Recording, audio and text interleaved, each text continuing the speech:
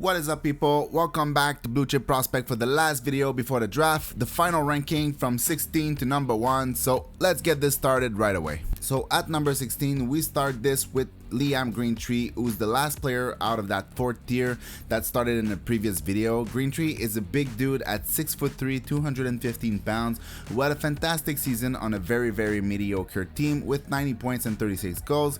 Greentree has some major skills with very good sense and a fantastic shot, but the skating isn't great and it's not really getting any better.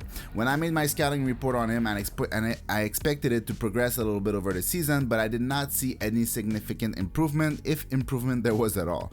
So nonetheless, he's an exciting player with all the skills to succeed and the patience to make plays, even though he doesn't have the speed to create space for himself. And at number 15, I have Yakemchuk, who's one of my favorite defensemen in the draft, but I also understand the limitations. Yakemchuk is another big dude standing at 6'3", 202 pounds with crazy production over the season. The guy had 71 points in 66 games, including 30 goals.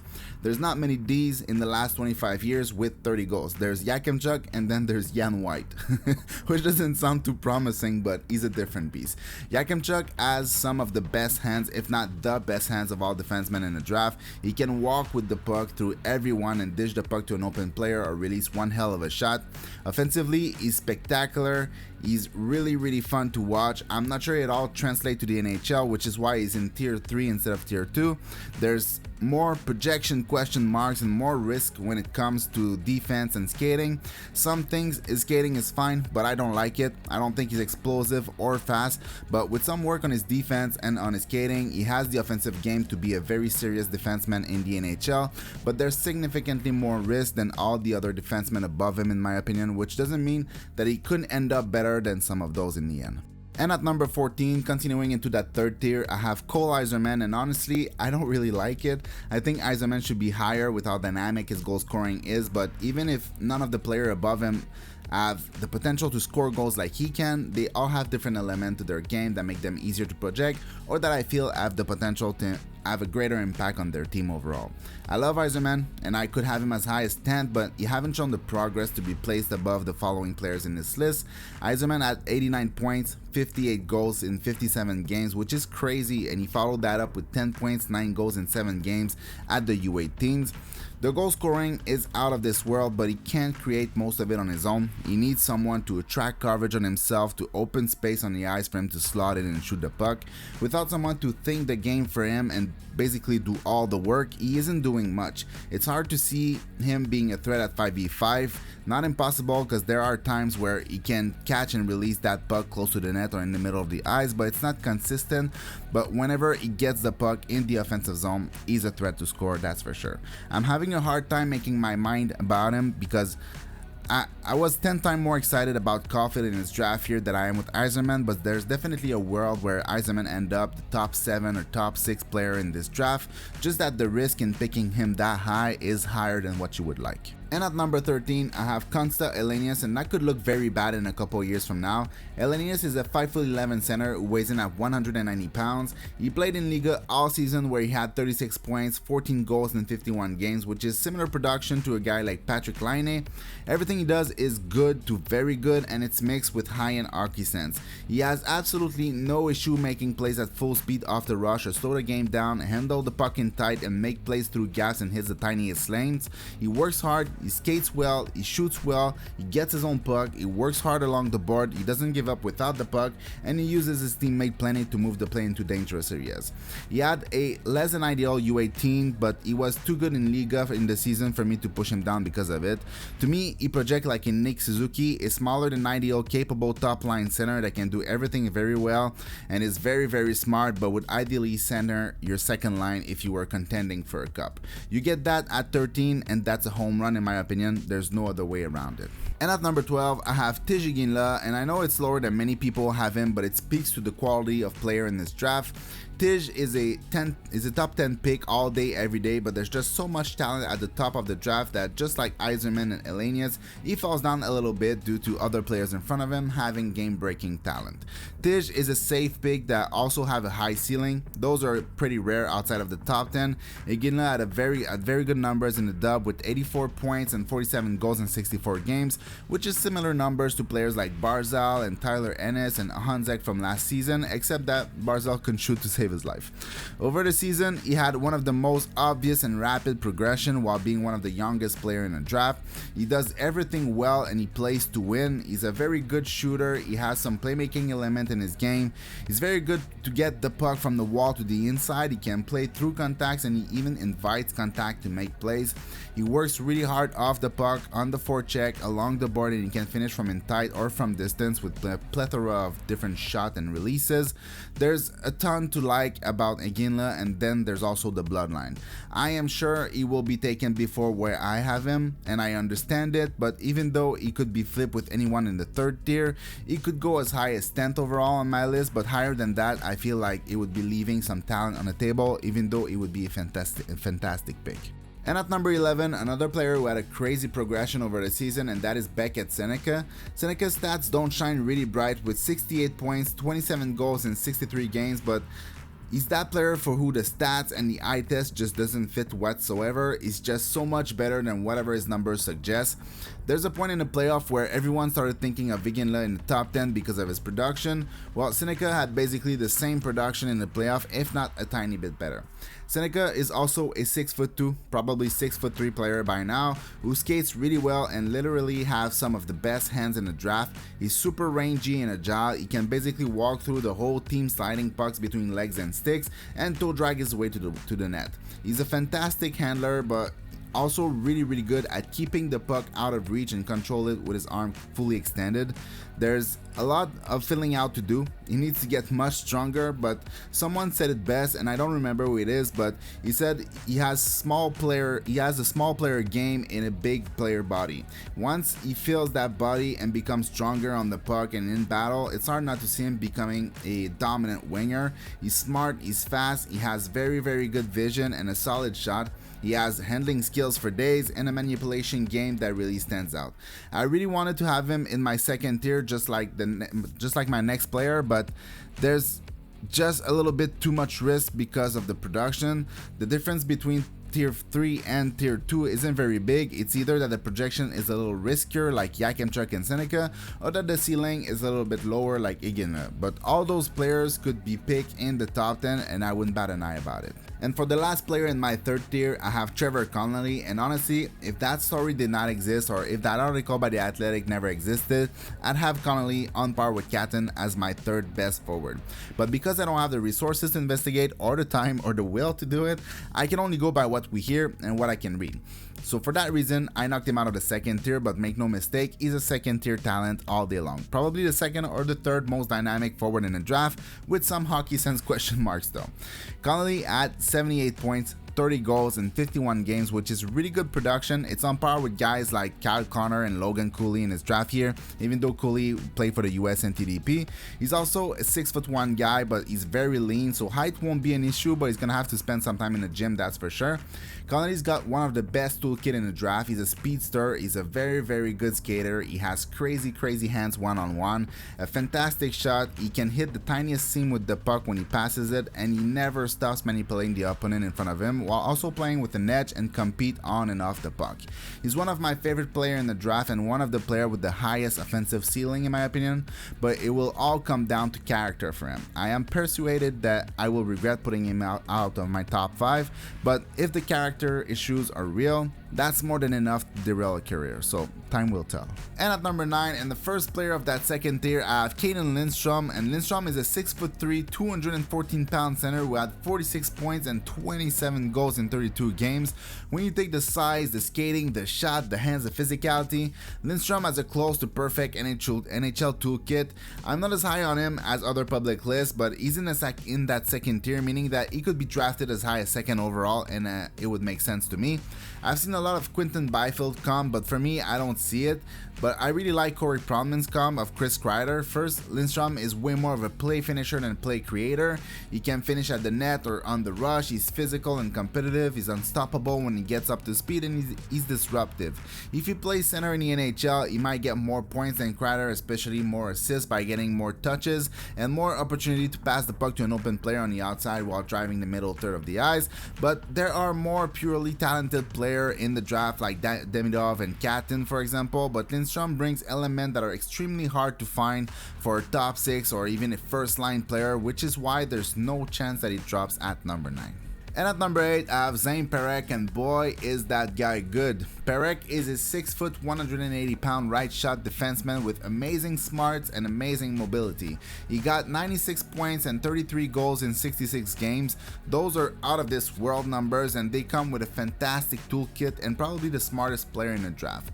I've said that a couple times already, but one of his biggest strengths is being at the right place at the right time all the time.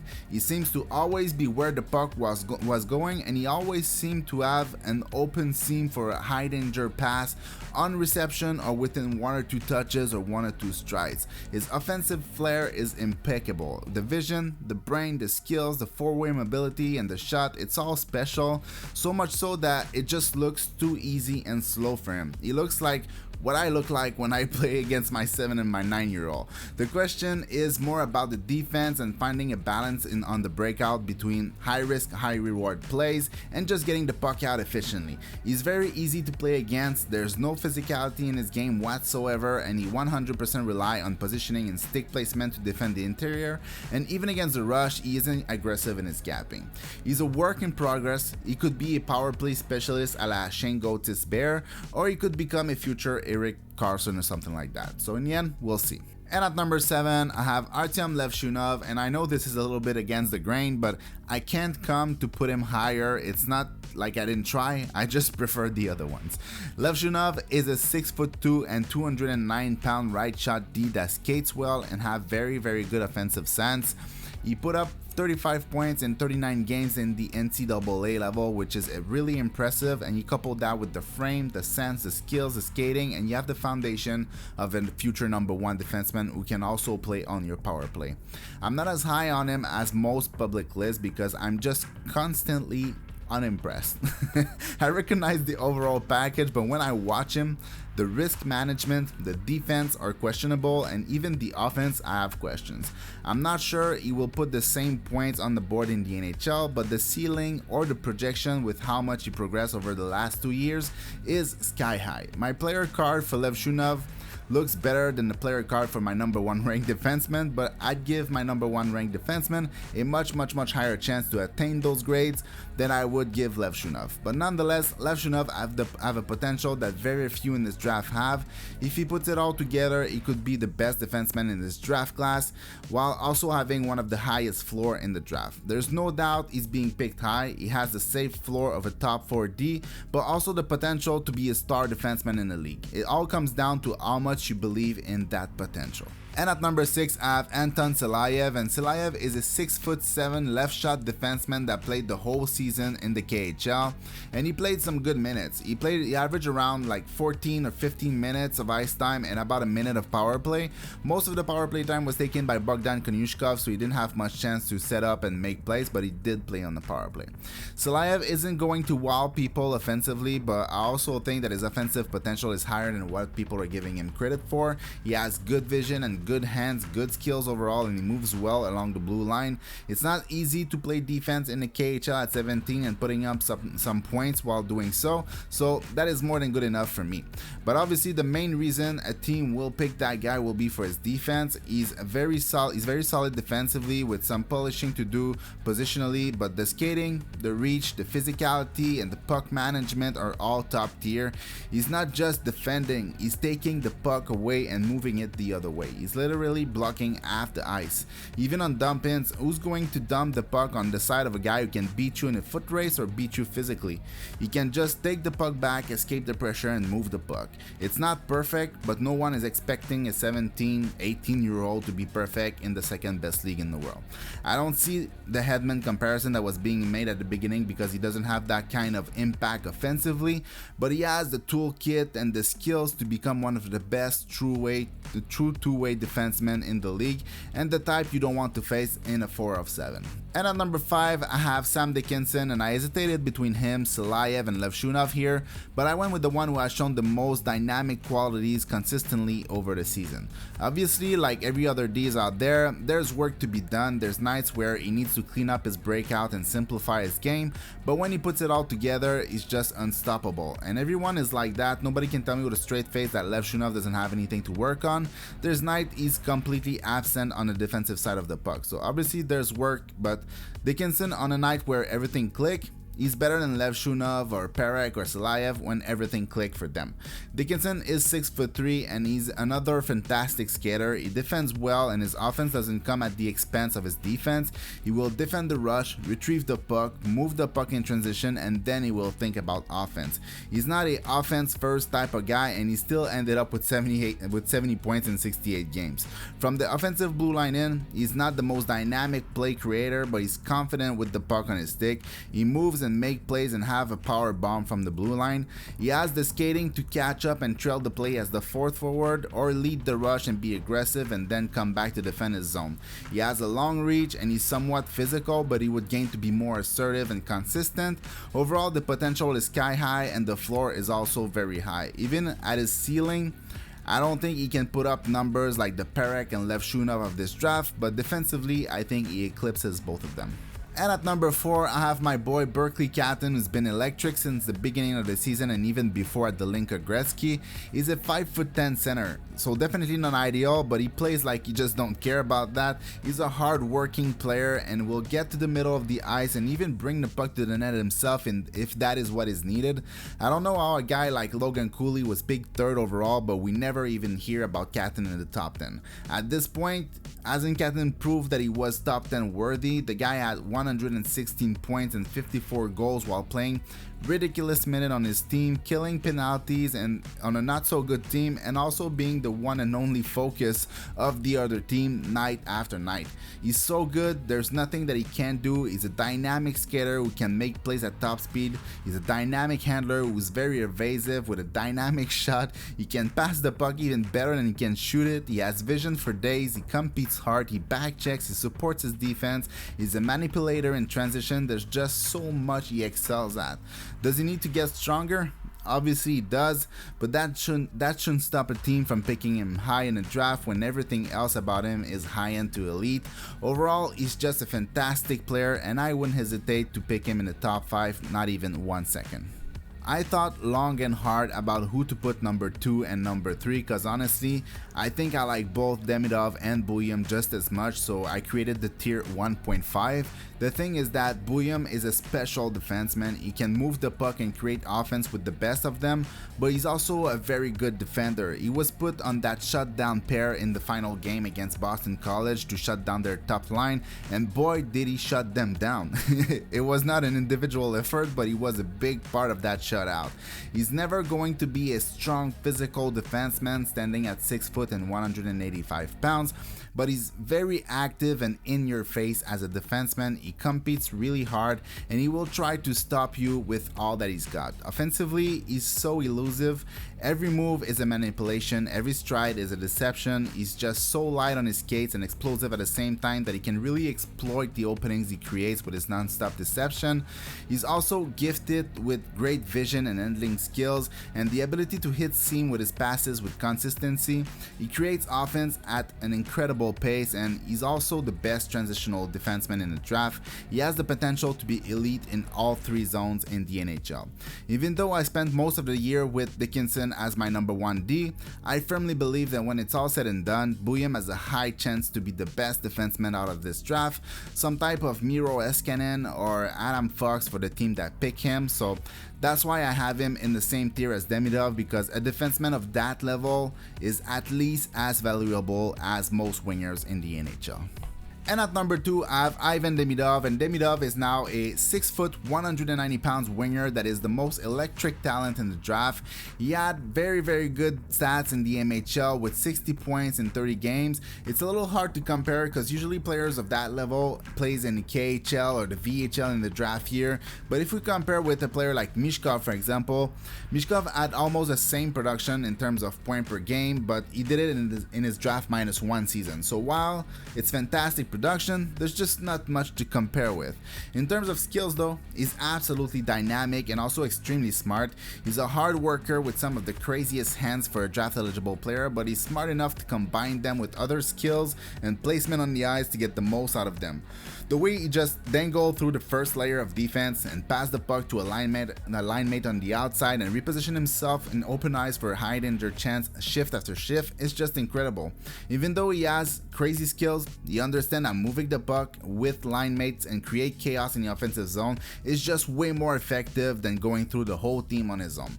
It's one of the major separating factor between him and Connelly. Connelly isn't that far behind in terms of skills, and he's also 10 times the skater that Demidov is, but he doesn't have that smarts that Demidov exhibit on every single shift. Overall, he's just a special talent, but there are some questions about the level of hockey he played in and the skating for an average sized guy. I think it's fine, but it's not an element of his game that's gonna help him reach his ceiling. And finally, at number 1, I have Macklin Celebrini. Like every single public list and probably also every single scout out there, there's really not much left to be said about him. He's an extremely competitive kid who stands at 6 foot, almost 200 pounds. He does everything at a high level. He's the complete package, from multi-layered offense to defense, from passing to shooting, from skating to handling, from vision to hockey sense. Everything is through the roof. I'm not sure he's as dynamic as players like Jack Hughes, maybe a touch below that, but a way better game off the puck and also a fearless competitor. The stats are incredible with 64 points, 32 goals in 38 games. Overall, he's a high-end first overall player. He's not a generational player, but he's a franchise player, a Jonathan Toews or a Barkov type of guy to build your team around, but not a Crosby or a McDavid. But one way or another, the Sharks are just very lucky to get such a gamer. So that is it, people. Let me know in the comments if you agree with the tiers or not, and as always, I hope you enjoyed. Thanks for watching. See you in the next one. Peace.